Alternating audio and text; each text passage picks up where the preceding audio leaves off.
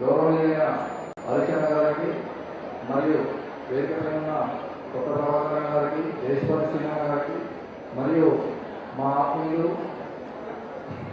శ్రీ భక్తి వెంకట గారికి మరియు మా తోటి మిత్రులందరికీ, అదేవిధంగా ముఖ్యంగా స్టేజ్ కింద ఉన్న మా ఉపాధ్యాయులందరికీ కూడా మా యొక్క నమస్కారాలు. ఈరోజు ఈ గురు పూజోత్సవ కార్యక్రమం 3వ సంవత్సరము విజయవంతంగా జరుపుకుంటున్నాము.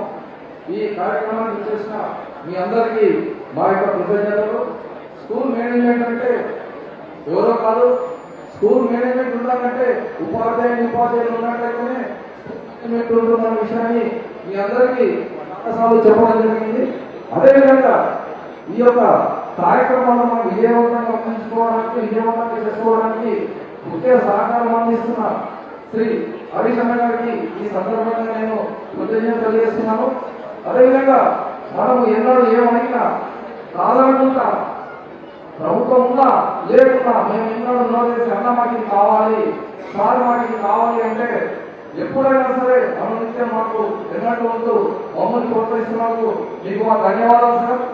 అదేవిధంగా ఒరే ఉపాధ్యాయులకైనా కానీ ఏది చిన్న ప్రాబ్లం జరిగినా కానీ దాదాపు ఒక సిద్దిపేట పట్టణానికే కాకుండా సిద్దిపేట జిల్లా అందరికీ కూడా నేను ఉన్నానంటూ ఎన్నో రకాలుగా మాకు సహాయ సహకారం ఇచ్చారు.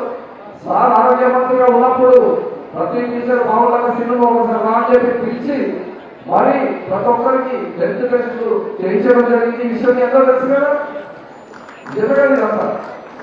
అంటే ప్రతి ఒక్కరికి చెప్పడం కాదు, నేను చేతుల మనిషిని అని చెప్పి మనందరికీ చూపించినటువంటి మన సిద్దిపేట ముద్దుబిడ్డ. అదేవిధంగా మనందరి కోరికల్లో ఒకటే, నేను చెప్పవద్దు, నాకైతే పర్సనల్గా 2 కోరికలు ఉన్నాయి. మొట్టమొదటి కోరిక హరిచంద్ర కంటే అద్భుతమైన ఉపన్యాసం ఇవ్వాలని చెప్పి నా యొక్క కోరిక. అది తీరాలని చెప్పి నేను దానికోసం ఇవ్వాలి. సీరియస్లీ నాకు ఆ కోరిక లేదు. ఎందుకంటే ఏ రోజు ఎక్కడ చూసినా కానీ అసలు అనర్గమైన ఉపన్యాసాలు, అలా అద్భుతమైన ఉపన్యాసాలు, సీరియస్ గా రోమాలు ఇక్కబడుతున్న ఉపన్యాసాలు, అంత అద్భుతంగా మాట్లాడడం అనేది ఆ కళ చాలా అద్భుతమైన కదా. అది మొట్టమొదటి కోరిక.